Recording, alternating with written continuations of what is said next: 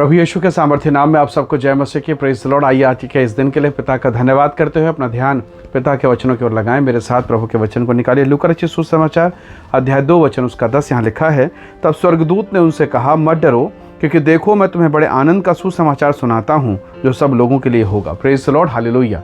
प्रभु के लोगों, एक शांत अंधेरी रात है जहाँ पर कोई उम्मीद नहीं, और वचन में लिखा है कि इज़राइल के चरवाहे अपने दल की बारी के अनुसार अपने भेड़ बकरियों के चरवाही कर रहे थे। उनका जीवन यूं ही कटता चला जा रहा था। उनके जीवन में कोई आशा की उम्मीद नहीं थी। क्यों? क्योंकि रोमन साम्राज्य है, वो गुलामी की दशा में है, पीड़ा में है, और एक मसीहा के वो आने की बाट जो रहे हैं। और ऐसी परिस्थितियों में उस रात में अचानक एक ज्योति चमकी, एक तारा चमका, स्वर्गदूतों का दल आ पड़ा, और स्वर्गदूत कहने लगे, उनको दर्शन मिला है और कहा कि मैं तुम्हें बड़े आनंद का समाचार सुनाता हूँ जो केवल तुम्हारे लिए नहीं, सब लोगों के लिए। Praise the Lord. बड़ा सवाल यहाँ पर उठता है, उन चरवाहों में ऐसा कौन सा व्यक्ति है जो बहुत धार्मिक था, पवित्रता में, उपवास में, फास्टिंग प्रेयर में था कि स्वर्गदूत उसको दिखाई दिए? Hallelujah, praise the Lord. कई बार एक सवाल तो उठता होगा कि बस ऐसे ही साधारण काम करने वालों को स्वर्गदूत का दर्शन मिल रहा है, और हम रात दिन उपवास और प्रार्थना, फास्टिंग प्रेयर और कई प्रकार के कामों में लगे हैं और इस बात के लिए प्रयास लगे हैं कि प्रभु दर्शन मिल जाए, तेरा दर्शन मिल जाए, एक सपने ही तो मिल जाए। मिल नहीं रहा है। प्रभु के लोगों, बहुत बार हम वहाँ होते हैं, परमेश्वर के एरिया में होते हैं, और तब हमें दर्शन मिलता है, तब हमें अनुग्रह मिलता है। हालेलुया। और मैं समझता हूँ इन चरवाहों के साथ वही हुआ।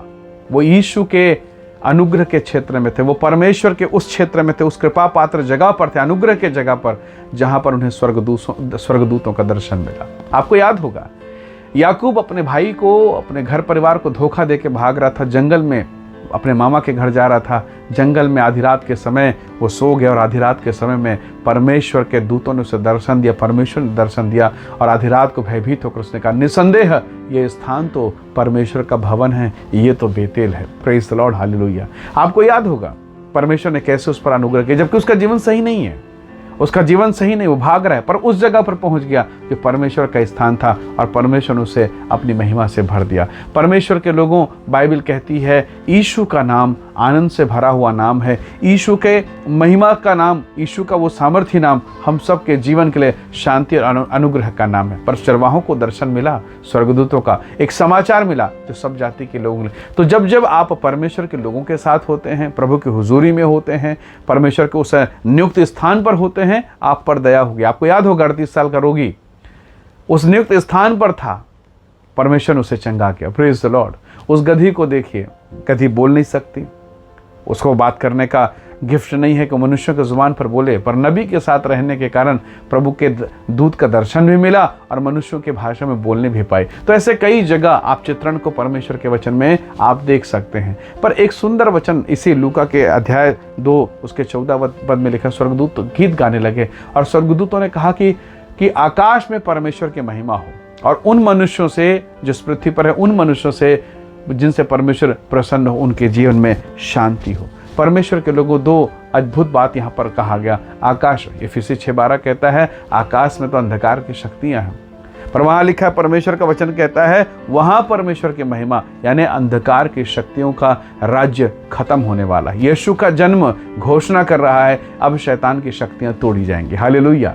परमेश्वर का वचन कहता है उन मनुष्यों से, इस पृथ्वी के उन मनुष्यों से जिनसे परमेश्वर प्रसन्न, उनके जीवन में शांति हो। तो एक बड़ा सवाल मैं आपसे पूछना चाहता हूं आज के इस दिन में, क्या यीशु आपके हृदय में जन्म ले चुके हैं? यदि हाँ, तो हर वो अंधकार के सामर्थ, हर वो आकाश मंडल की शक्तियां जो आपको दुख में, क्लेश में, पीड़ा में, अंधकार में डालती हैं, उनका राज्य खत्म होने वाला है, और आपके जीवन में परमेश्वर का आत्मा, महिमा का आत्मा कार्य करेगा, जैसा कि परमेश्वर के वचन में लिखा है। ये वचन कहता है, वचन 14, मनुष्य, वो मनुष्य जो इस पृथ्वी पर हैं, जिनसे परमेश्वर प्रसन्न है, उनके जीवन में शांति होगी। निसंदेह यही शांति आपके जीवन में होगी। बस एक काम आपको करना है, अपने हृदय को खोलकर किसी भी दशा में आप रहें।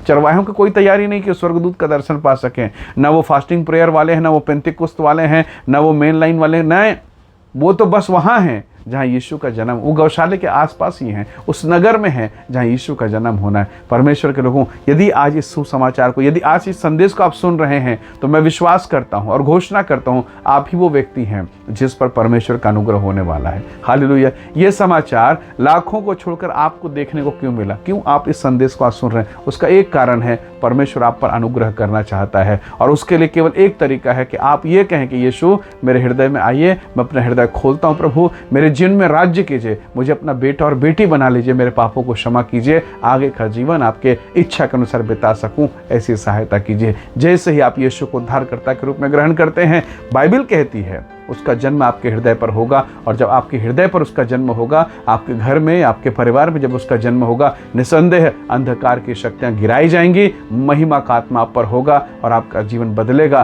परमेश्वर की सामर्थ कार्य करेगी। और बाइबल कहती है अब जो मसीह यीशु में है नई सृष्टि है, फिर नई सृष्टि, नई शुरुआत, नया अनुग्रह और नई कृपा आपके जीवन पर कार्य करेगी। परमेश्वर के लोगों, निसंदेह बहुत संभव है आज आप अशांत जीवन बिता रहे हैं, जैसे वो चरवाहे रात के समय में बेचैन थे, अपने भेड़ों की, अपने संपत्ति की रक्षा कर रहे थे। वो जानते हैं इस अंधेरे में हम क्या रक्षा कर पाएंगे। शायद ऐसा ही आप भी कुछ प्रयास कर रहे हैं, भविष्य अंधकार में है फिर भी कोशिश करे जा रहे हैं, बिजनेस चलता नहीं बस कोशिश करे जा रहे हैं, घर में शांति नहीं है फिर भी कोशिश करे जा रहे हैं, पर बार बार हार रहे हैं और कोई उपाय नहीं, कोई सहारा नहीं।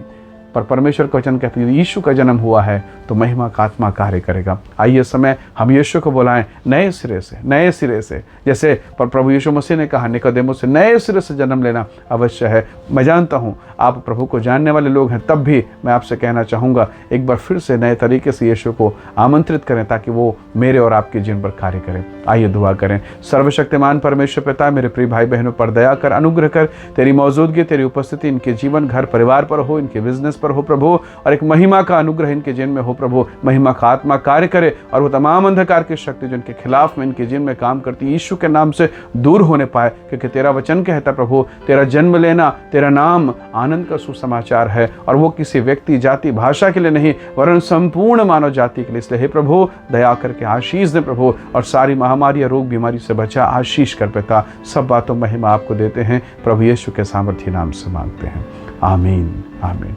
प्रभु आप सबको बहुत ऐसे आशीष दे। बहुत धन्यवाद। जय मसीह की। Praise the Lord.